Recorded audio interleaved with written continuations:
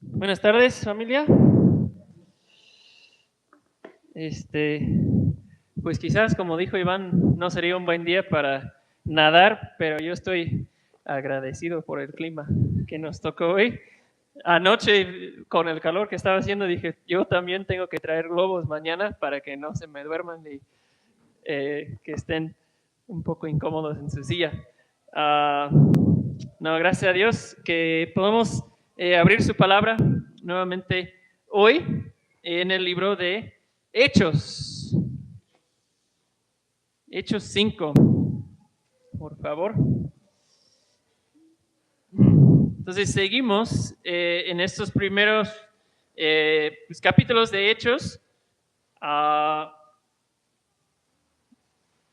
¿Y qué es lo que hemos visto? Pues sobre todo en estos primeros capítulos. Lo que se resalta en esos primeros capítulos es un crecimiento, ¿no? Enorme, realmente, un crecimiento impresionante. Entonces, podemos decir que lo que está sucediendo es que la luz está avanzando.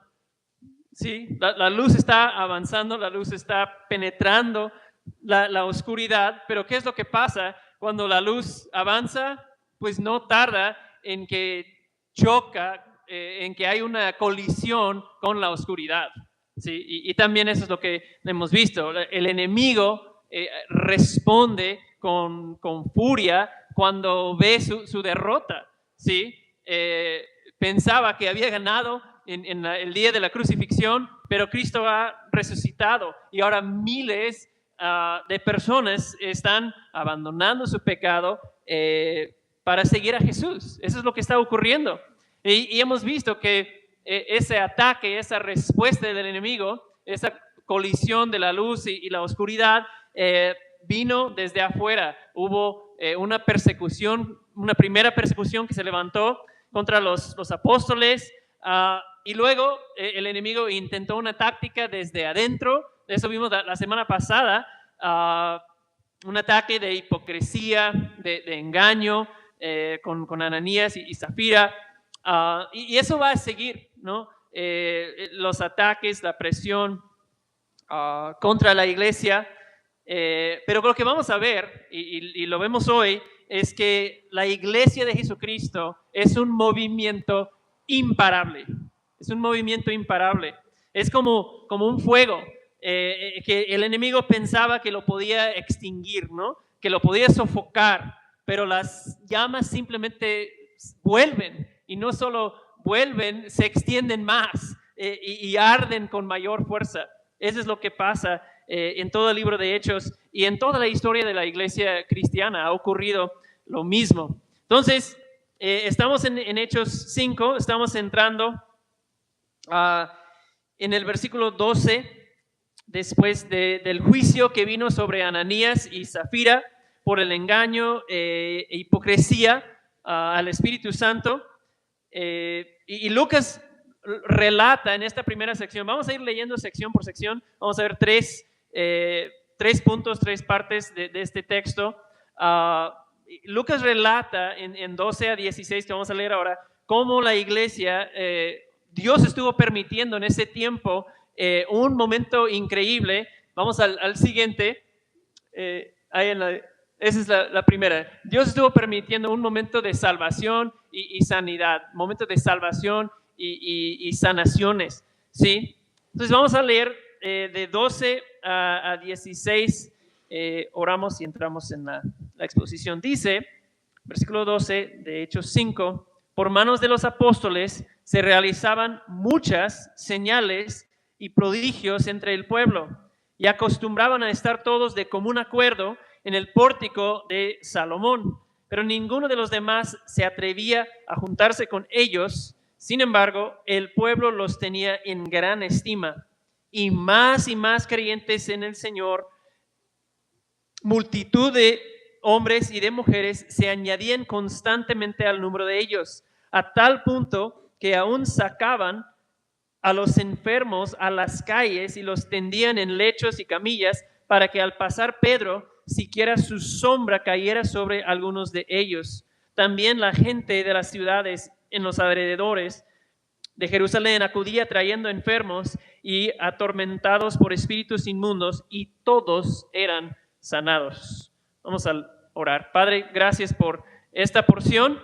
Gracias por preservar tu palabra para nosotros. Ayúdanos, Señor, a poder entender tu palabra y que ella misma trabaje en nuestros corazones hoy, Señor. Eso es nuestro deseo, que haya entendimiento y aplicación de tu palabra y que tú seas glorificado en todo. En el nombre de Jesús lo pedimos. Amén. Amén. Entonces, Lucas como que da un resumen más o menos de lo que estaba ocurriendo en ese tiempo, en los primeros meses probablemente de la iglesia después del día de Pentecostés. Y lo que vemos es que la iglesia se reúne en ese lugar que se llama el pórtico de Salomón. Y eso es importante notar, ¿no? Que desde los inicios eso ha hecho la iglesia. Se reúne. La iglesia es una institución que se reúne. Eso es parte del significado de la palabra, una asamblea. Nos reunimos, eso es parte de lo que somos. El pórtico de Salomón, al parecer, era una estructura o plaza junto al templo ahí en Jerusalén. Era un lugar muy amplio y permitía pues, reuniones y asambleas de muchas personas, miles de personas que habían ahí. Y menciona algo interesante Lucas, que los demás no se atrevían a unirse a ellos. No está de todo claro a lo que se refería. Probablemente se refiere al temor que vino sobre el pueblo después de lo que sucedió con Ananías y Zafira, ¿no? Pues el otro domingo murió gente en el servicio ahí, o sea, cuidado con asistir ahí, puede que te pase algo no tan agradable. Lo que no está tan claro es si se refiere a unirse al grupo de los seguidores de Jesús o unirse con los apóstoles, porque menciona por mano de los apóstoles, y podría referirse a eso, ¿no? Que pues no, cuidado con unirse a los apóstoles para empezar a hacer ministerio con ellos, salir y predicar, cosa que por todo lo que ha sucedido en ese tiempo podría llegar a ser muy costoso. Lo cierto es que las personas están viendo que unirse a la iglesia de Jesucristo no es cosa ligera, ¿sí? O sea, no vamos a ir con los seguidores de Jesús solo porque es algo interesante, es la nueva moda en Jerusalén, ¿no? Entonces, por un lado, está como ese respeto y cuidado que está ocurriendo, y al mismo tiempo, la iglesia sigue creciendo, ¿sí? Dice, versículo 14, más y más creyentes se añadían, ¿sí? Entonces, y muchas personas, muchas están siendo añadidas a la iglesia y muchas personas están siendo sanadas. Muchos, dice 16, todos venían de alrededores a ver a los apóstoles y todos eran sanados. Entonces, ¿qué es lo que estamos viendo? Que las cosas van en aumento. En capítulo 3, ¿se acuerdan? Un hombre fue sanado, ¿verdad? Se reúne toda la gente porque el hombre cojo fue sanado. Ahora no es nada más uno, son muchos, ¿sí? Y es importante que notemos también aquí que ¿quiénes son los que están realizando esas señales? Son los apóstoles, ¿no? Ellos son los que están haciendo milagros. Los apóstoles son los hombres que habían sido seleccionados por Jesús. Ellos son testigos de la vida, muerte, resurrección de Jesús. Entonces, ellos son los que él había seleccionado, escogido personalmente para dar inicio a lo que Jesús había inaugurado en su muerte, la iglesia. Entonces, vemos que Dios está decidiendo usar los apóstoles de una manera especial, de una manera poderosa, y creo que es importante enfatizar eso. Eso es algo que Dios está haciendo. O sea, las personas que pasaban y fueron sanadas pasando por la sombra de Pedro, cosa que suena muy inusual para nosotros, ¿verdad? Pero es lo que estaba pasando. creo que es importante ver eso, que Dios es quien está haciendo eso. No es como que Pedro está activando o desactivando su poder según él quiere. No era necesariamente decisión de Pedro quién va a recibir o quién no. Dios está obrando a través de ellos según su decisión y su propósito. Y cuando pensamos en el Antiguo Testamento, Moisés hizo señales y maravillas. Recordamos las plagas en Egipto, ¿verdad? Señales. Los profetas, Elías, Eliseo, los demás profetas también hicieron muchas señales. En los evangelios, varias veces los milagros de Jesús se les llaman señales, ¿no? Entonces lo que vemos es que Dios siempre ha obrado así. Eso no es necesariamente algo nuevo. En momentos cruciales en la historia de redención, Dios ha dado señales de una manera especial. ¿Cuál es el propósito de las señales? Su propósito es para confirmar y validar, mostrar como auténtico el mensaje y el mensajero. Dios está confirmando tanto el mensaje como el mensajero para mostrar a través de esas señales milagrosas. Eso no es invento de hombres, ¿sí? Entonces, Dios está en este momento mostrando que estos hombres, los apóstoles, ellos son de mi equipo, ¿verdad? Yo estoy poniendo mi sello de aprobación sobre ellos. Yo estoy con ellos. Por ende, deben de hacerles caso a los apóstoles. Son mensajeros elegidos, capacitados para un momento especial en la historia de redención. Entonces eso confirma que los apóstoles son mensajeros especiales, elegidos por Dios, con un rol único en ese momento tan importante en la historia de redención, en que la iglesia de Jesucristo literalmente está naciendo. Entonces, eso es lo que está ocurriendo. Esas señales, milagros, apuntan al poder y autoridad de Jesús, quien ellos están predicando, ¿sí? Muy diferente que los apóstoles hoy, ¿no? Que se autoproclaman apóstoles y se quieren colocar en una autoridad y unción especial. No creemos que hay apóstoles en el sentido de que Hechos usa la palabra hoy en día. También esas señales nos dan una mirada al reino futuro de Jesús, ¿no? Entonces, Dios permitiendo que a través del poder de Jesús muchas personas sean sanadas, es como una pequeña mirada hacia el futuro.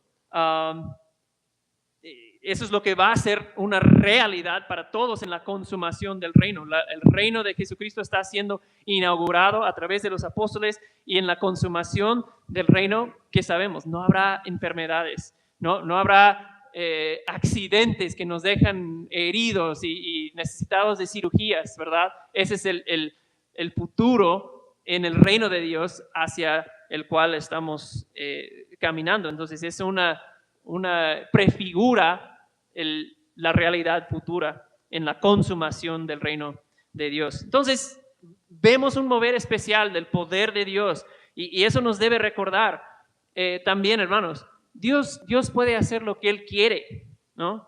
Eso no fue decisión de los apóstoles. Dios está moviendo según sus propósitos y su voluntad, ¿no? Y eso atrae mucha atención, ¿verdad? Eso fue parte de lo que le permitió a la iglesia crecer con esa velocidad.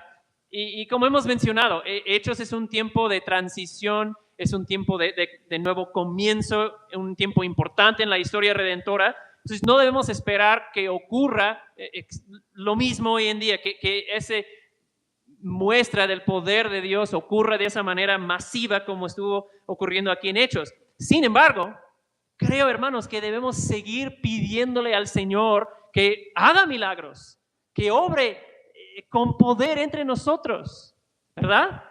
Que Señor, provee de recursos para que podamos extender tu reino. Señor, sane a personas que estén enfermas. Señor, despierta interés y hambre en el corazón de una persona que parece estar muy lejos de ti, sin ninguna esperanza o interés de buscar a Dios. ¿Dios puede contestar ese tipo de oraciones? Por supuesto que sí. ¿Sí? Debemos seguir predicando el Evangelio, sirviendo a nuestra comunidad y amando a las personas. Y creo que también debemos atrevernos a pedir grandes cosas de Dios. Él no está limitado. Así que sigamos pidiéndole a nuestro Dios que mueva en poder entre nosotros para la gloria de su nombre. ¿Sí? Entonces todo esto que está ocurriendo hace que la iglesia sigue creciendo. ¿Sí? Hay gente trayendo enfermos de las ciudades y pueblos alrededor de Jerusalén. Uno ve lo que Dios está haciendo ahí y lleva a sus amigos la siguiente semana para que ellos también puedan experimentar. Por cierto, las iglesias normalmente crecen de esa manera. Sí, o sea, es verdad que hay gente que ha llegado aquí y llega a las iglesias por redes, por un letrero que está ahí afuera, pero normalmente las iglesias crecen cuando un familiar o un amigo empieza a hablar con una persona y luego lo empieza a invitar a que le acompañe a la iglesia para que conozca y vea lo que el Señor está haciendo ahí, ¿no? Como vimos anoche, ¿no? Gracias a Dios vimos varios invitados que llegaron anoche. Eso es parte, bueno, estadísticamente la mayoría de las personas que llegan a Cristo llegan de esa manera. Alguien, un familiar, un compañero de trabajo, les empieza a compartir y eventualmente dice, ¿por qué no vienes conmigo a la iglesia para que escuches la palabra, para que conozcas lo que Dios hace entre nosotros? ¿Sí? Entonces, eso es lo que está ocurriendo en la primera sección. Muchas señales, milagros y mucha salvación. Dios sigue salvando a las personas a través de la predicación de la palabra. Dios se está moviendo con poder.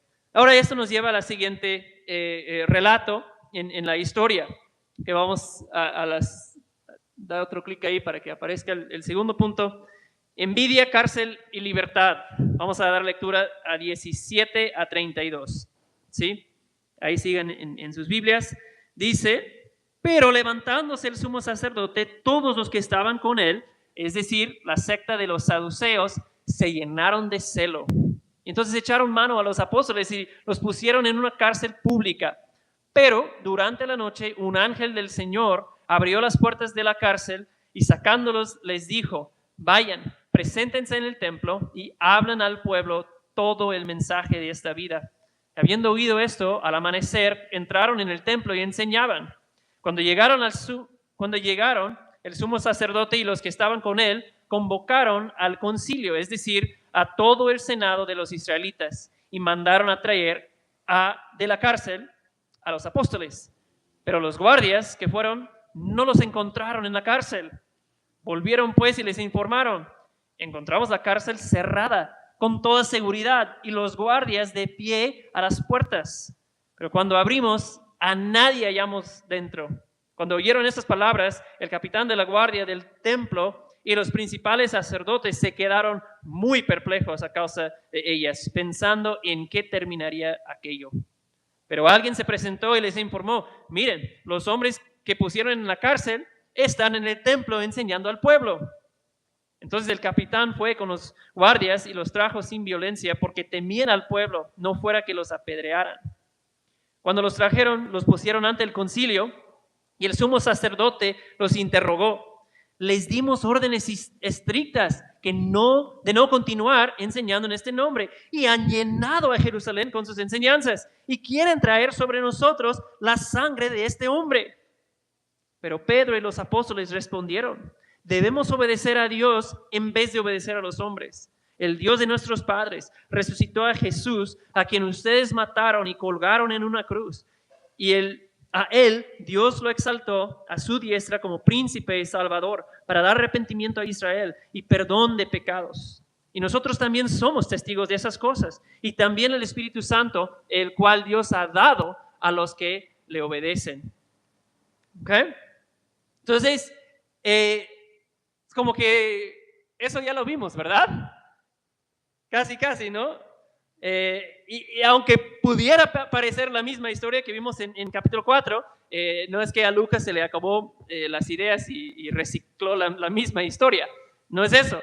Esa historia sí tiene similitudes, pero vemos varias diferencias, sobre todo una oposición que se intensifica, ¿sí? Se intensifica bastante. Entonces, ¿qué pasa? Nuevamente se levanta el sumo sacerdote, esta vez con el grupo de saduceos. Interesante que los saduceos, ellos tenían una teología liberal, por así decirlo. O sea, ellos no creían en la posibilidad de resurrección, ellos no creían en los ángeles, lo cual es chistoso porque los ángeles figuran en esta historia con ellos.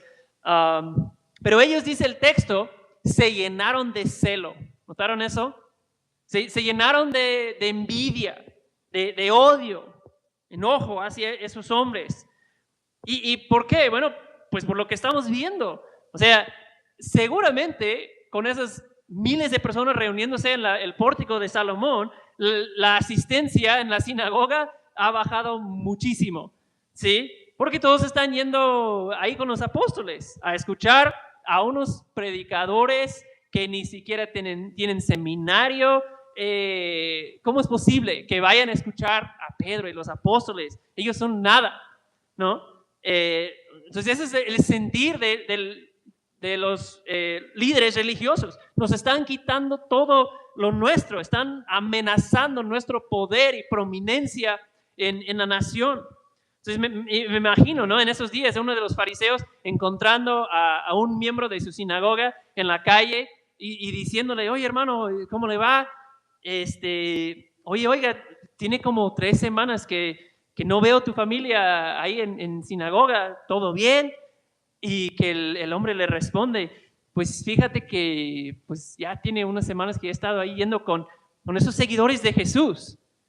¿A poco? ¿Por qué? Pues es que ustedes otra vez están predicando al Levítico en sinagoga y el domingo pasado Pedro sanó a mi tía y a un montón de gente más. O sea, eso es algo diferente que estamos experimentando ahí. Esa gente tiene un amor, ¿no? O sea, ese sentir seguramente estaba en Jerusalén. Y los líderes religiosos deciden, esto ya no puede continuar, ¿no? Se llenan de envidia porque toda la atención se está yendo a otro lado. Entonces, quiero hacer un paréntesis aquí y decirles, cuidado con la envidia, hermanos. La envidia es muy peligrosa.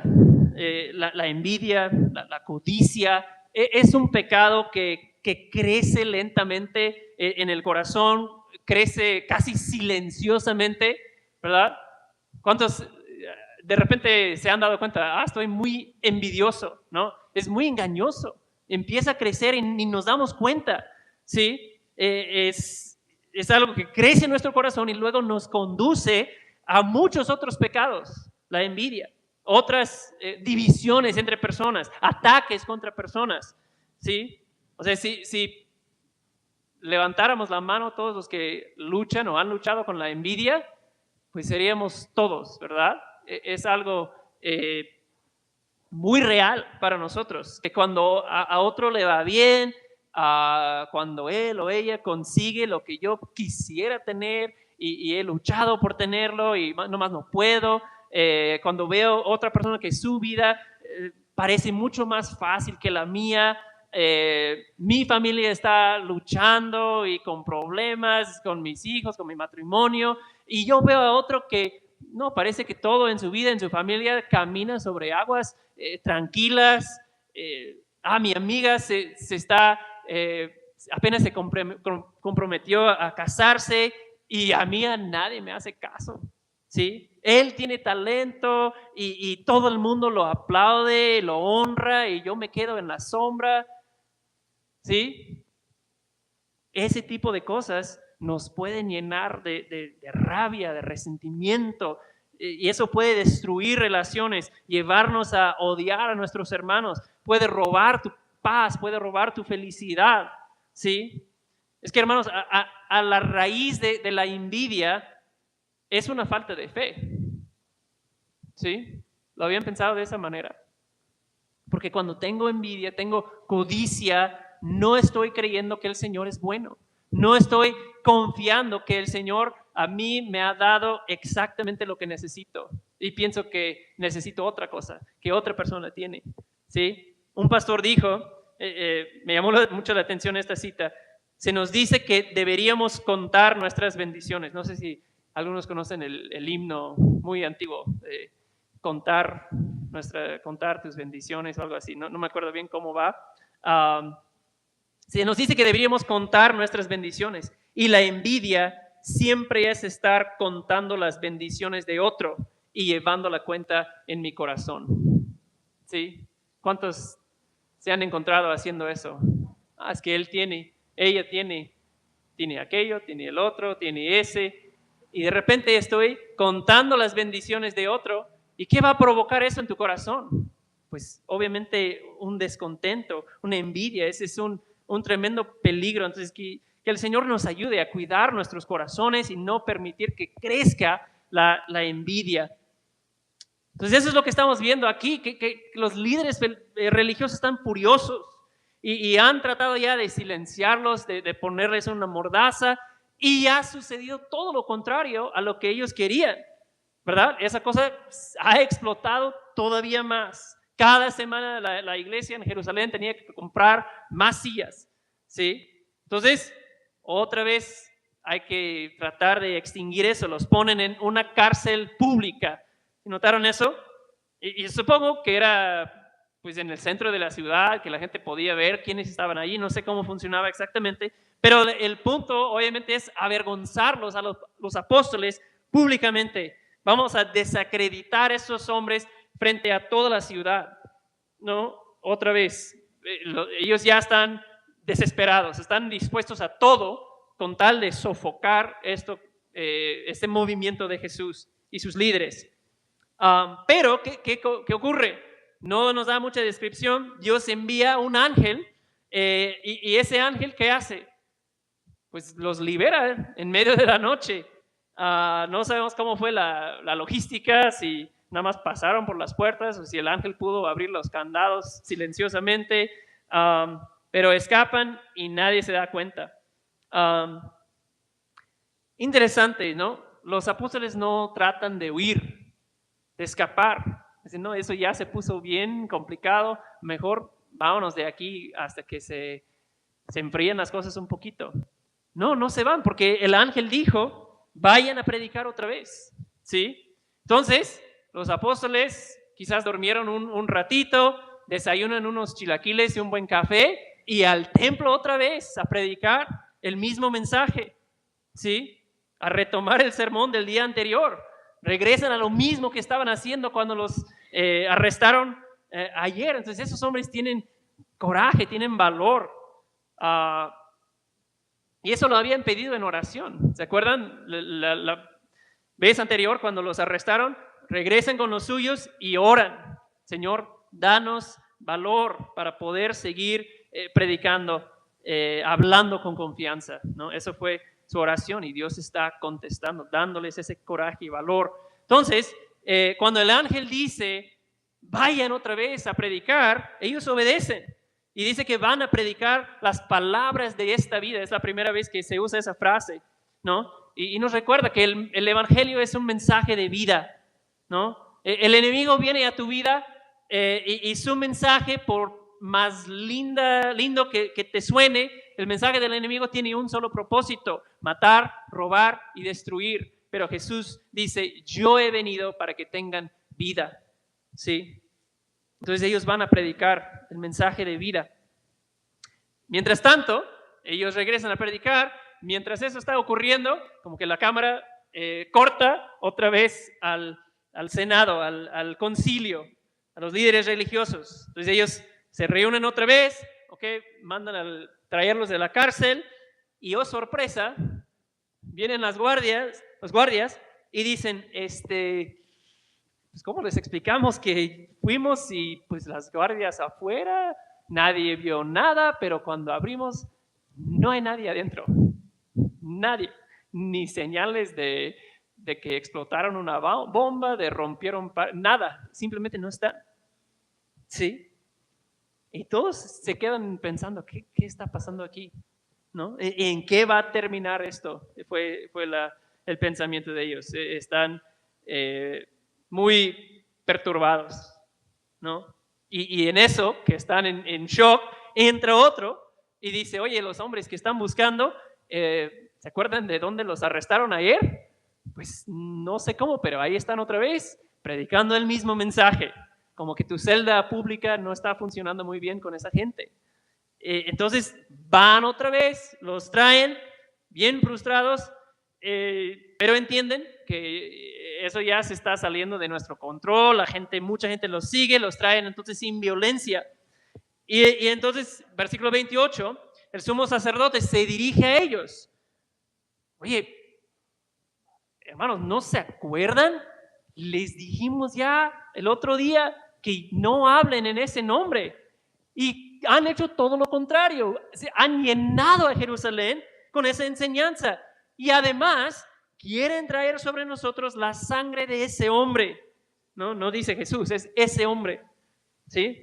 Como diciendo, ya no digan que tuviéramos nosotros que ver con su muerte. No están furiosos, están ofendidos. Y yo me imagino a Pedro y los apóstoles escuchando lo que dice el sumo sacerdote y diciendo, pues sí, estamos de acuerdo con tu resumen de los hechos. Nos dijiste que no, eso sí, pero les dijimos que tenemos que obedecer a Dios. Seguimos predicando a muchas personas, claro que sí. Y por supuesto que sí, ustedes son los culpables de la muerte de Jesús. Ustedes son los que lo capturaron, lo interrogaron, lo entregaron a Pilato, luego le presionaron a Pilato hasta que lo condenó. Y después, ¿qué dijeron ellos? Su sangre sea sobre nosotros y nuestros hijos. Y ahora quieren decir, ¿cómo que nosotros somos culpables? ¿Sí? Entonces, otra vez, los apóstoles no desaprovechan la oportunidad. Les predican nuevamente a Jesús. O sea, ante las acusaciones, ¿cuál es su defensa? Simplemente abren su boca y predican el evangelio, predican a Jesús. ¿Sí? Esa es su defensa. Predicar el mismo mensaje por el cual los habían arrestado. El Dios de nuestros padres, dice Pedro, los apóstoles, se están diciendo, oye, hermanos, todos los que estamos aquí somos descendientes de Abraham, de Isaac, de Jacob, creemos en el Dios de nuestros padres. Bueno, dicen, ese Dios, Él resucitó a Jesús. Y así, resucitándolo, Él puso su sello de aprobación sobre Jesús. La evidencia de eso es que lo levantó de los muertos. Dios aprobó de ese hombre que ustedes crucificaron, el mismo Jesús que ustedes exigieron su muerte y lo colgaron en un madero, ¿no? Nuestra traducción dice cruz, pero la palabra es madero. Y probablemente Pedro está haciendo referencia a Deuteronomio 21:23, que dice que el que es colgado sobre un madero es maldito por Dios. Entonces Pedro está diciendo, haciéndoles entender, ustedes, ¿cuál fue la declaración de ustedes acerca de Jesús? Ustedes lo declararon maldito por Dios, lo colgaron en un madero. Entonces, eso fue el veredicto de ustedes. Es un hombre maldito por Dios, pero Dios puso su sello de aprobación sobre Jesús, levantándolo de los muertos. A ver, ¿quién está equivocado aquí acerca de Jesús? Les puedo asegurar que no es Dios, es ustedes. Entonces, Pedro está siendo muy directo, exponiendo, usando la palabra para que les llegue el mensaje. El que ustedes condenaron, Dios puso su aprobación sobre él, el Dios de nuestros padres. Dios exaltó a Jesús, dicen. Y también el Espíritu Santo ha venido a dar testimonio del mismo. Como que los apóstoles diciendo, toda la Trinidad está respaldando este mensaje que les estamos diciendo. Sí, entonces eso es impresionante para mí, que los apóstoles con la audiencia que les den, sea un carcelero, 7,000 personas en el pórtico de Salomón, el concilio, donde me pongan voy a seguir predicando y hablando de Jesús. Eso fue su estrategia. ¿Sí? Entonces, en eso tenemos que seguir siendo impactados por la manera en que Dios trabaja. Esos discípulos como ya hemos mencionado, son el equipo más improbable, poca educación, nada de dinero, sin elocuencia. En los evangelios, ¿se acuerdan cómo les costó llevarse entre ellos? Sin embargo, Dios los está usando para cambiar el mundo y las autoridades no saben cómo detenerlos, ¿sí? Porque es obra de Dios. Y así es como responden los apóstoles ante la autoridad. Otra vez, obedecemos a Dios, ¿sí? Tenemos ya nuestras órdenes. ¿Has pensado te has hecho esa pregunta, cómo responderé yo en el día de la oposición, en el día que venga persecución a mi vida por seguir a Cristo, cuando mi trabajo, cuando mi libertad está en juego? ¿Cuál sería tu respuesta? Bueno, aquí tenemos el ejemplo para nosotros. Debemos obedecer a Dios en vez de los hombres. Ese es el ejemplo, ¿sí? Si lo que me pide el hombre va a hacer que tengo que desobedecer a Dios, pues tenemos que tener la misma determinación de los apóstoles. Y hermanos, es bueno que decidas ahora en tu corazón, cuando venga ese momento de presión en el trabajo, en donde sea, decide ahora, porque en ese momento no va a ser fácil. Cuando tu trabajo está en juego, cuando tu libertad quizás está en juego, tu reputación, tienes que decidir ahora, voy a obedecer a Dios en vez de los hombres, ¿sí? Pedro y los demás tuvieron que mirar al sumo sacerdote y decirle, perdón, pero nosotros respondemos a otra autoridad, ¿sí? Sabiendo que querían matarlos, ¿no? Eso ya era el deseo en el corazón de la mayoría. Esos hombres hay que encontrar la manera de matarlos, ¿sí? Y entonces los apóstoles a ellos mismos en el concilio los invitan al arrepentimiento, a doblar la rodilla al rey, recibir perdón, ¿sí? Y vida. O sea, los apóstoles ofrecen arrepentimiento y perdón a los mismos que son responsables de la crucifixión del Hijo de Dios. Hermano, no hay pecado demasiado grande o escandaloso para que Jesús no lo pueda perdonar, ¿sí? Su sangre es poderosa. Ellos están ofreciendo esa sangre a los mismos que habían derramado la sangre de Jesús en su muerte. Y hermanos, amigo que estás aquí, hoy el mensaje y el poder de esa sangre sigue vigente. Por eso Jesús murió, para perdonar a pecadores. Y tal vez estás aquí y piensas erróneamente, yo no necesito ese perdón porque soy una buena persona, ¿sí? Soy una buena persona. O sea, está chido que Jesús ofrece perdón, pero yo soy una buena persona, no lo necesito. Tal vez piensas que tu rebelión, ese es el otro extremo, que tu rebelión y tu pecado ha sido demasiado. Crees que, sabes que ya no hay mucha posibilidad de perdón y nueva vida para mí. Soy muy, muy mal persona. Yo he hecho demasiado. O tal vez eres indiferente, ¿no? Eso es quizás lo más probable, que eres indiferente. Un joven que estás aquí, indiferente, piensas que no es algo muy urgente. Un día, ya que he disfrutado, un día que ya acabe algunas cosas urgentes y tenga tiempo, voy a pensar más seriamente sobre esas cosas, sobre mi alma. Pero cualquiera que sea tu respuesta, la Biblia dice que todos han pecado y son necesitados de la gracia de Dios. Y tu pecado no es demasiado grande para que Jesús lo perdone. Y si eres indiferente a Jesús, no tienes garantía de ese día futuro cuando pensarás seriamente sobre la condición de tu alma.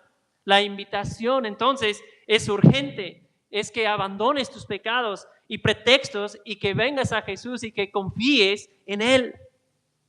Amén. Vamos al último punto. Eso ya nos lleva a como el punto de máxima tensión en la historia, ¿no?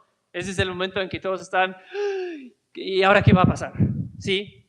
¿Cuál va a ser el veredicto? Vamos a leer 33 al final. Cuando ellos oyeron esto, se sintieron profundamente ofendidos y querían matarlos.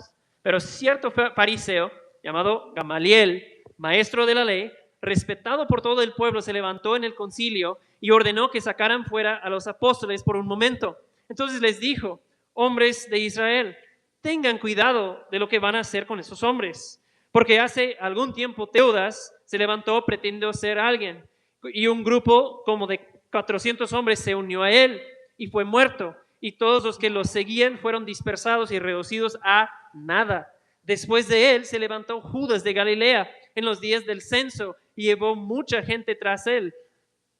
Tras sí, él también pereció y todos los que lo seguían se dispersaron. Por tanto, en este caso les digo que no tengan nada que ver con estos hombres y déjenos en paz, porque si este plan o acciones de hombres perecerá, pero si es de Dios, no podrán destruirlos, no sea que se hallen luchando contra Dios. Ellos aceptaron su consejo. Después de llamar a los apóstoles, los azotaron y los ordenaron que no hablaran más en el nombre de Jesús y los soltaron. Los apóstoles, pues, salieron de la presencia del concilio regocijándose que hubieran sido considerados dignos de sufrir afrenta por su nombre. Y todos los días en el templo y de casa en casa no cesaban de enseñar y proclamar el evangelio de Jesús como el Cristo. ¿Sí?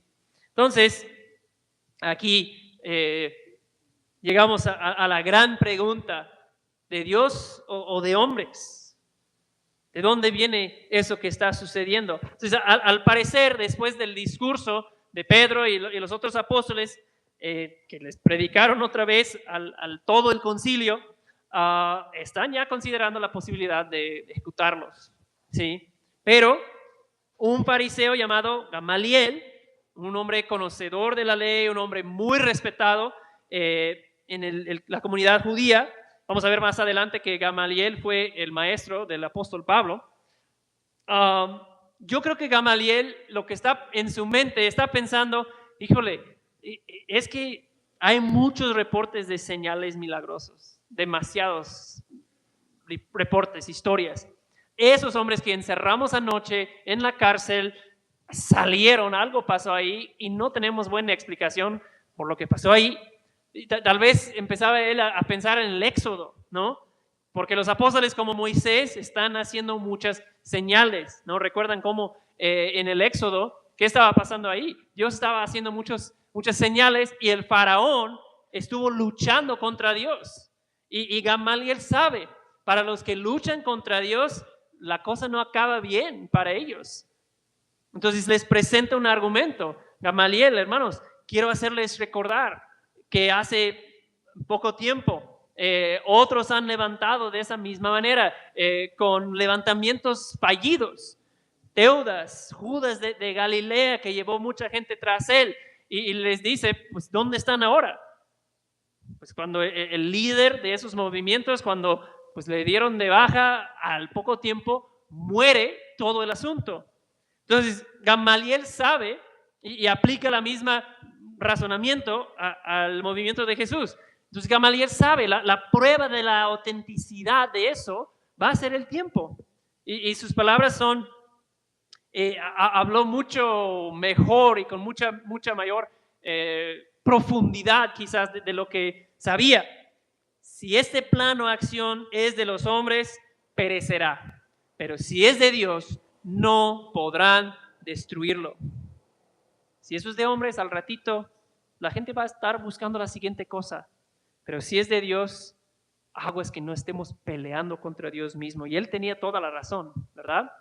Hermanos, la única cosa que explica cómo la iglesia de Jesucristo, que comenzó en Jerusalén con unos líderes débiles y sin preparación en términos humanos, y que hoy eso se ha extendido a todo el mundo, siempre enfrentando mucha oposición por todas partes. La única explicación es que eso fue y sigue siendo obra de Dios, ¿verdad? Lo que dijo Gamaliel, de esos otros hombres que menciona, ¿alguna vez has oído hablar de ellos? De Teudas, de ese Judas, otro Judas de Galilea. ¿Has oído hablar de ellos? No, ¿verdad? Si no fuera por la mención aquí en Hechos, nadie se acordaría de ellos. ¿Tiene algún impacto hoy su vida y su enseñanza? Nada, cero. Y hermanos, lo mismo hubiera pasado con Jesús.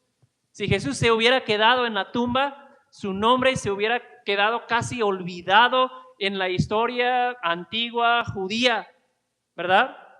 Pero Él resucitó y hoy está vivo. Y el hecho de que junto con nosotros millones y probablemente miles de millones de cristianos hoy se están reuniendo a adorar a Jesús y ser formados por sus enseñanzas es enorme testimonio de la veracidad de la resurrección.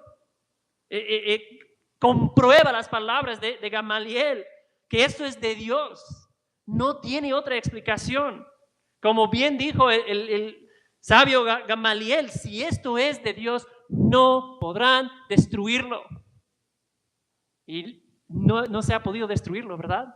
La iglesia de Jesucristo sigue creciendo. Jesús dijo, yo edificaré mi iglesia y las puertas del Hades no podrán vencerla. Eso sigue siendo la verdad hoy.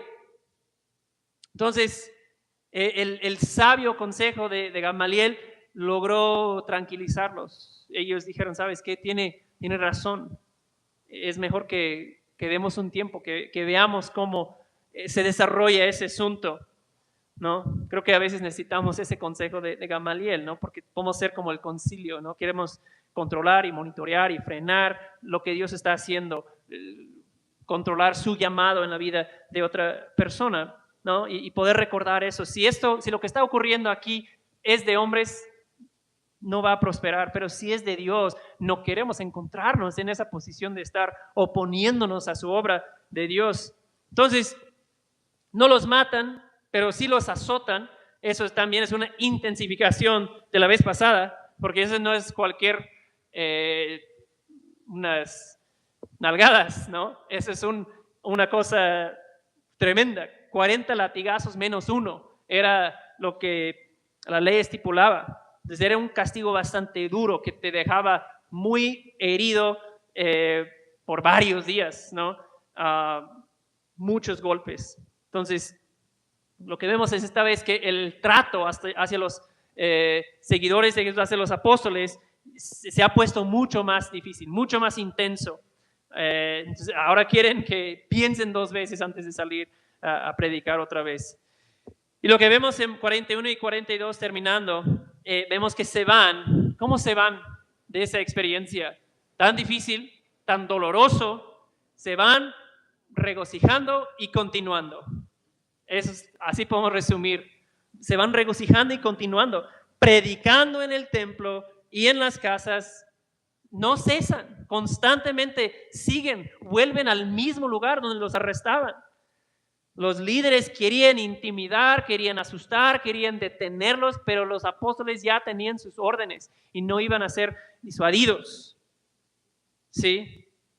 ¿Cuántos de nosotros, hermanos, de estar en esas condiciones, no estaríamos pensando de salir todo golpeado, herido? A ver, Dios, ¿eso fue su plan? ¿Así me pasa por servirte? Es que esto yo lo tenía pensado, lo tenía organizado muy diferente. Pero hermano, el plan de Dios siempre es mucho mejor de lo que nosotros podríamos imaginar, organizar o planear, ¿sí? Eso fue la estrategia que Dios usó para que su iglesia se extendiera de una manera impresionante, ¿sí? Entonces, lo que vemos en eso es que las autoridades solo han impulsado el movimiento de Jesús. Nada puede frustrar los propósitos de Dios. El evangelio es algo imparable, ¿sí? La historia lo demuestra. Y no es impresionante que salen de ahí no enojados, no buscando venganza, no llamando a su abogado o su palanca en el gobierno. No salen así. Salen regocijando, dice, de poder sufrir por su nombre. ¿Sí? Hermanos, quiero hacerles una pregunta terminando. ¿Por qué pudieron regocijar ese día? ¿Qué entendían ellos que les permitió regocijar ante semejante experiencia? Y creo que es eso. Ellos no le siguieron a Jesús buscando a alguien que les pudiera ayudar a tener una mejor vida. Ellos lo siguen a Jesús porque han encontrado en Jesús algo mejor que la vida misma. No lo buscaban, no lo seguían para tener una mejor vida, lo seguían porque habían encontrado en Él algo mejor que la vida misma, mejor que todo lo que esta vida te puede ofrecer. Entonces, esa es mi oración para nosotros, que podamos vivir con esa perspectiva, porque eso es lo que nos va a sostener en días difíciles, que lo que tengo en Jesús es mejor que la vida, ¿sí? Esa perspectiva lo cambia todo. Cambia todo. Ellos lo siguen porque han encontrado en Jesús algo mejor que la vida misma. Padre, te amamos. Te damos gracias por tu palabra. Gracias por esta historia. Gracias por la fidelidad de los apóstoles. Gracias porque como podemos ver aquí, tu obra no puede ser detenida porque es obra tuya. Eso es, la iglesia de Jesucristo es de Dios. Y por eso nada ha podido detenerla en toda la historia. Y Padre, permite que esta palabra que hemos recibido hoy, permite que transforme nuestra mente, que fortalezca nuestra fe y que nos ayude a crecer. Bendice a tu pueblo, Señor. En el nombre de Jesús lo pedimos. Amén.